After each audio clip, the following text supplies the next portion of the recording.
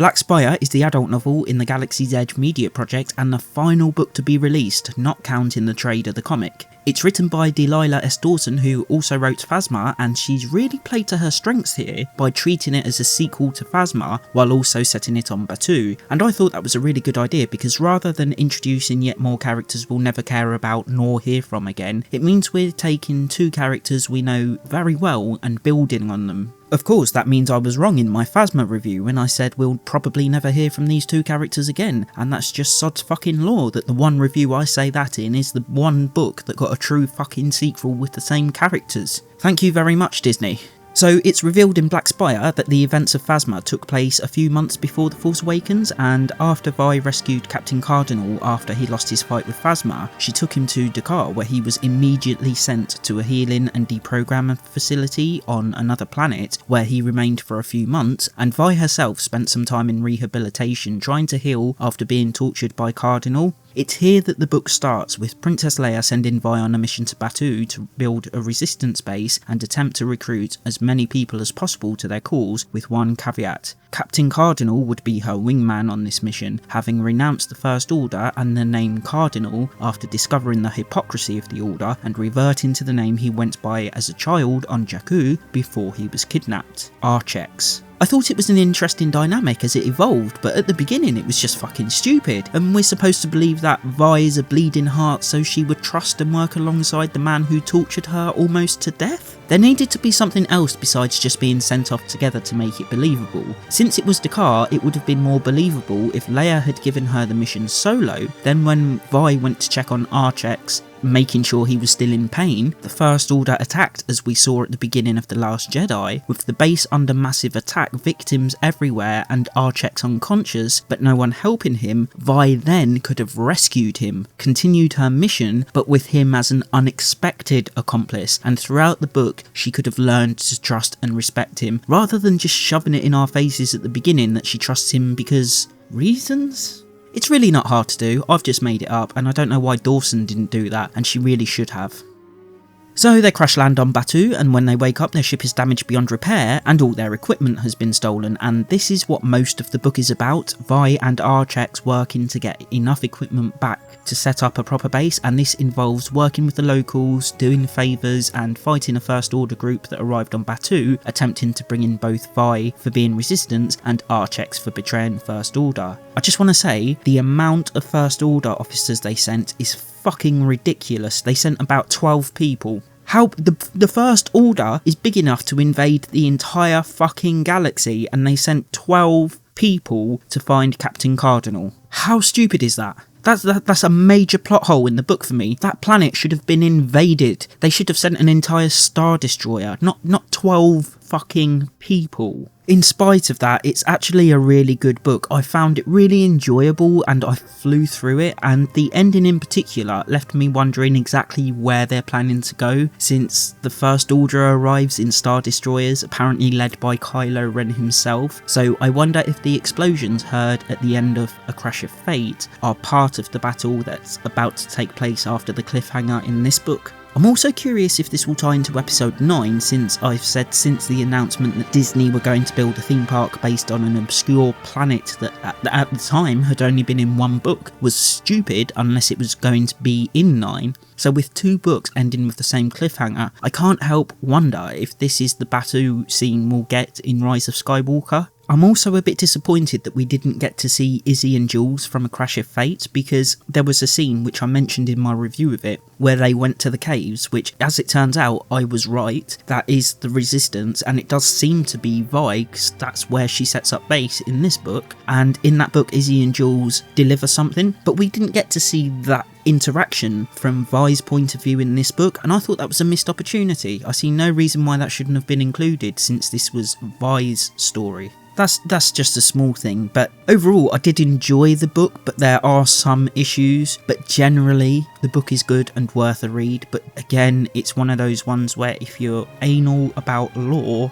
it's just don't read it. Just don't read it. Save yourself the headache. I'll start with the stuff that I had issues with in Phasma, then I'll move on to the new issues, because there are new issues. Something that pissed me off beyond belief in Phasma was the amount Dawson used the phrase "for all that." 32 times to be exact, although I'm sure it was more, which means on average once every 10 pages, and while it doesn't seem like that much, when it's used incorrectly 99% of the time, it became painfully obvious that Dawson thought using a phrase is the equivalent of a writing style, and it's not, nor will it ever be. She's toned that down to 20 times in this book, and again, it doesn't sound like a lot, but when it's grammatically incorrect 90% of the time, it's just fucking stupid and annoying, but at least she's toned it down a bit. But I guarantee you, whoever listens to this review and reads her next book, they won't be able to read it without the phrase pissing them off. Guaranteed. You're welcome. Something else that fucked me off about Phasma was the plagiarism, and Black Spire is no different. This time we have a scene stolen straight out of Indiana Jones where Vi is trying to escape the First Order, aka the space Nazis, and she rolls through a door, her hat or shawl or whatever it is gets left on the other side of a door as it closes, and from the other side of the door she manages to grab it in time. That's not inspired by Indy, that's plagiarised from Indy. There's a massive difference between inspired by and stolen from, and yet again Dawson has straight up stolen scenes from movies. You want another example? Fine. Everyone likes Pirates of the Caribbean, right? Ever wanted Jack Sparrow to be a character in Star Wars? No? Tough shit, he is now. Dawson has introduced a character called Zaid, a very drunk, charming, womanising smuggler who always has quick answers and always lands himself in difficult but always very comedic situations. For fuck's sake, man, it's ridiculous. Do you want another example? Okay. If I asked you to name a book or film that had a necklace in it that was alive with some kind of dark power, and that power just felt wrong and the person holding the necklace could feel it and didn't like it, what would you say? If you didn't say Harry Potter, please stop watching right now, I don't want to know you. That's right, Dawson has stolen the idea of Horcruxes straight from the Harry Potter franchise, when she writes that Vi, while working as a scavenger, finds a necklace that she can feel power coming from like it had a dark life form inside. It's never explained, because the necklace is taken away from her, but come on, it's a joke. Indy, Jack Sparrow, and now Harry fucking Potter? If I remember correctly, Dawson was guilty of 3 counts of plagiarism in Phasma, and she's guilty of 3 here, so she must be aiming for 3 per book. I've said it before and I'll say it again, I want my Star Wars to be Star Wars, not Indiana Jones, not Pirates of the Caribbean, not Harry Potter, not X-Men, not Alien, not Mad Max. Star Wars is great on its own, and forcing in other stuff in an attempt to boost the story is insulting to George, the franchise, and the fans who buy this shit expecting an original story. I wish she would fucking stop it, and I wish people at Lucasfilm would stop enabling her. I think the final thing that pissed me off that was also in Phasma was the Earth animals. Again, I like Star Wars to be Star Wars. We had so many Earth animals in Phasma, and now in Black Spire it's revealed in a kind of humorous mirroring that while Cardinal was named after a red Earth bird, Vi's call sign within the Resistance is fucking Starling. Why? Are there no bird species in the galaxy? Apart from stealing from some of the most popular franchises on the planet, Dawson now has to use real animals? Is her imagination so bad that she can't come up with good stories on her own and can't invent some space animals on her own? Here's an idea. She could have borrowed some that already exist within the Star Wars franchise. Something like convors, which I know are similarly named to condors, but they aren't, so I'm right here. Porgs. Or hell, how about Starbird for fuck's sake? I'd even take Minok or Gralloch. There are plenty out there already, plus the fact that she's supposed to have an imagination, and I can't see any reason for her not to make something up instead of using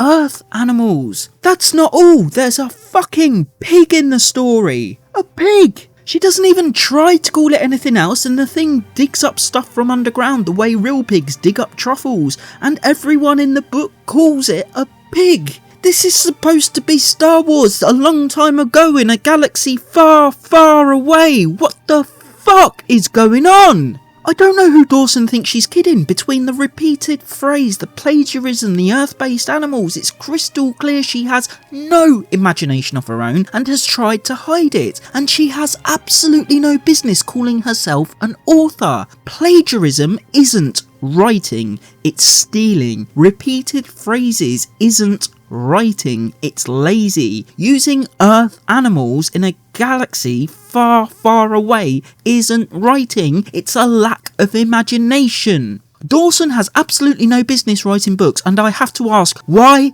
did Hidalgo let this happen? Why didn't he say, stop using Earth animals, stop plagiarising, stop using phrases when they make no fucking sense? I said that about Phasma too, so clearly nothing has changed, but why would it? Nobody on the creative side actually cares about telling good stories, they only care about money, failing to realise that if they wrote good stories, the money would come rolling in. I think that's it for the issues I had with Phasma as well as Black Spire, so I'll move on to the Black Spire only stuff, because Black Spire has its own fucking issues. First off, the LGBT stuff. I don't mind LGBT stuff being in Star Wars, but sometimes it can be too heavy, like the Aftermath trilogy, where gay people were everywhere with no explanation of how we knew they were gay, except for the fact that Wendig told us they were gay. Black Spire suffers from similar kinds of issues.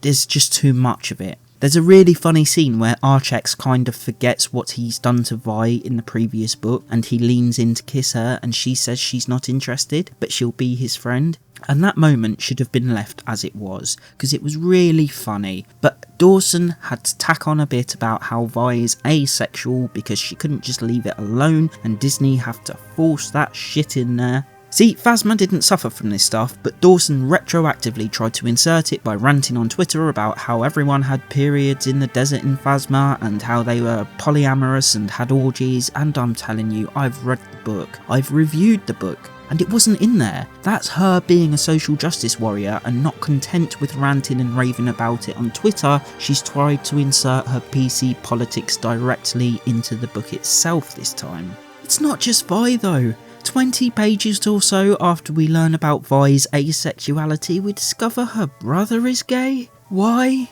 Why does he have to be gay? He's not even in the fucking book. He's mentioned once. He was mentioned once in Phasma, I think. There's nothing wrong with being gay, but is everyone in their family gay? Aren't there any straight people? Again, my issue isn't with LGBT stuff being in Star Wars, it's when it's rammed down my throat like this. Ogre, the gangster who runs the Black Spire outpost, is one of the characters who was in A Crash of Fate, and she's one of the characters who, when I reviewed that book, I was talking about I like how they connected the books, where you can read one character in one book and read them in the next and say, hey, that's Ogre, the gangster who runs Black Spire, and it's a nice thing, so thumbs up for that. Ogre is a Blutopian, and if you don't know what that is, it's one of Disney's aliens. Remember at the beginning of Rogue One when Jyn Erso wakes up in her cell and there's that alien there with the tentacles for its mouth? That's a Blutopian. Blutopians themselves are plagiarised, by the way. That's not on Dawson, that's on Disney, but they're a blatant rip-off of the Ood from Doctor Who. But anyway, Ogre is a female Blutopian, and she seems to be in a relationship with a lesbian Wookiee. And I believe it's in A Crash of Fate where we see her end that relationship by shooting the Wookiee in the chest, but still, so far we have asexual Vi, her gay brother, lesbian interspecies relationships. Can you see how it's just too much? It's overpowering at the expense of a good story. Look, I'm all for supporting LGBT people and having them in Star Wars, but stop treating Star Wars like a gay fucking pride parade. It's Star Wars. Stop mistreating the franchise to push your own fucking politics. As I said in a different video, Disney aren't pushing the politics because they're morally just. They're pushing politics because they believe they can make more money from LGBT people than non-LGBT people. Don't kid yourselves. Disney are not the good guys and never will be. Disney is a business, nothing more, nothing less, and the primary goal of a business is to make money. Pushing LGBT stuff in the Star Wars franchise has nothing to do with helping people, only with making more money, and they'll stop doing it soon when they realise how badly Star Wars is performing. Bob Iger is already aware, and it's only a matter of time before they change. It's not a sustainable business model. And as usual in these books, there's the lore side of things. Vi and Archex leave the base sometime before the events of The Last Jedi, and somehow Vi knows about Rey. Not just who she is, but apparently Leia told her all about how Luke trained Rey, Luke fought at Crate, and a myriad of other things that just don't make fucking sense because they all happened after she left at the beginning of the book. It's absolutely fucking stupid that this has been included, and I suspect it only has been because Disney are only now just realising that Rey hasn't been trained. Luke didn't become a teacher in his old age and therefore didn't fulfil the role of Obi-Wan Kenobi in the original trilogy, and in general realised just what a shit job Rian Johnson did with The Last Jedi. So this is them shoehorning stuff in to try and fix it, regardless of whether it fits in with anything else that came before it. Oh my God, I say this in every fucking review.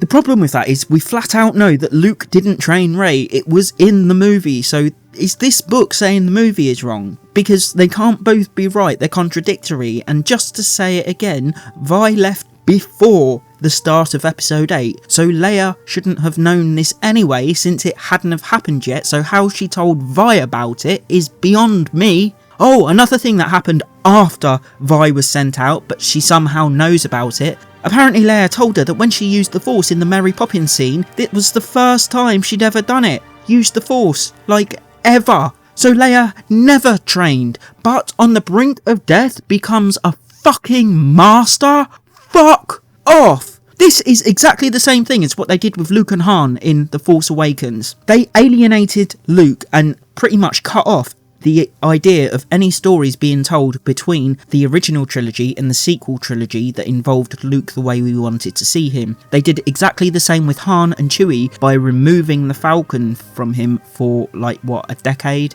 or 2 decades, however long it was that they didn't have control of the Falcon. So that means in that entire time we wouldn't see Han and Chewie on the Falcon, and we also wouldn't see Leia with Han and Chewie on the Falcon, and because they castrated Luke we wouldn't see Han, Chewie, Leia and Luke on the Falcon. Now, because they've said Leia had never used the Force before, even though it was in Leia Princess of Alderaan, now we can't have a story where Luke's training Leia and Leia touches the Force and she becomes something like an apprentice like we had in the fucking expanded universe. Sure, she was never a great fucking Jedi, but you know what? She trained, she got a decent, not amazing, never at Luke's level, but now we don't even have the option of that in the new canon because they've cut off the option in this book by saying that was the first time Leia ever used the Force. Why do that? Why cut off avenues of storytelling when you know it's the kind of avenues people want to read? Then there's the time Vi seems to feel the Force when she's on the edge of death after being poisoned, including sensing Leia across the galaxy, and Leia seems to sense her sensing her, and one of the scrappers she works with explains that everyone trusts her because they can sense she has what's called a fucking Force shine. What the fuck is a Force shine? And if they're not Force sensitive, which they state in the book, how would they fucking know? Force shine! Sounds more like Vi has a pleasant personality and they're trying to make that what the meaning of Force sensitive is. It's a fucking joke, man. It's also revealed that amphetamines are put in stormtroopers' drinks to help control them. But aren't amphetamines addictive? But then why wasn't Finn suffering from withdrawal symptoms in The Force Awakens and The Last Jedi? None of it makes sense, and this shit is just laughable now. There's also a thing about how the entire Republic was destroyed, which makes no fucking sense. Sure, Starkiller Base destroyed the Hosnian system, and the Senate was on the Hosnian system, but that doesn't mean the entire Republic was destroyed. In the Aftermath books, they agreed to move the location of the Senate to a different planet every year, so unless the Republic was made out of nothing more than the Hosnian system, which we know it isn't, the Republic was just fine. All they've done is lost their lead representatives, but they could very easily send whoever was next in line to literally any of the other planets where the Senate had been based over the last 30 years. Oh my days. So the Republic being gone makes absolutely no sense whatsoever. It's just more shit they've tried to force in to try to explain why nobody helped the Resistance in The Last Jedi, which is even worse when you consider in Crash of Fate, they were talking about a Republic defense fleet and Resistance is talking about a Republic navy. Hidalgo! It seemed like on the one hand they're trying to say, oh yeah, we've always had an army, a navy and a fleet, and then on the other hand they're saying, no, here's justification for why we've never had an army, a navy and a fleet. Hidalgo, as usual, paying zero fucking attention to the law and history and allowing two contradictory pieces to go to print at the same time for the same fucking project. This is all the Galaxy's Edge multimedia project. On the ball as usual, Pablo. Oh, and yeah, since I mentioned the Aftermath trilogy, let's talk about the Emperor's contingency plan, shall we? The contingency plan was explained in the 3 Aftermath books, Shattered Empire, which was a comic, and the Battlefront 2 game. A lot of people panned that, but it was okay if you read the books and comics. Now, the problem with that is, the entire story was based on this. The Emperor, before he died, set up a contingency plan where if he died, the Empire would be destroyed because he thought if the Empire allowed its Emperor to be killed, the Empire doesn't deserve to exist. It should be burned. So, that was the whole reason for the Aftermath trilogy, right? But according to the Rise of Skywalker trailer, the Emperor didn't die, so why did he allow his fucking contingency to happen? What's the point of the Aftermath books, Shattered Empire and Battlefront 2 if the Emperor was alive? Why didn't he say, don't fucking destroy yourselves, I'm still here, it's okay, instead of going off into the unknown regions and building what seems to be his own fucking empire? Why build a new empire if you've already got one? What's the fucking point? Hidalgo, this is your job! Your story group executive, you fat fuck! Ugh.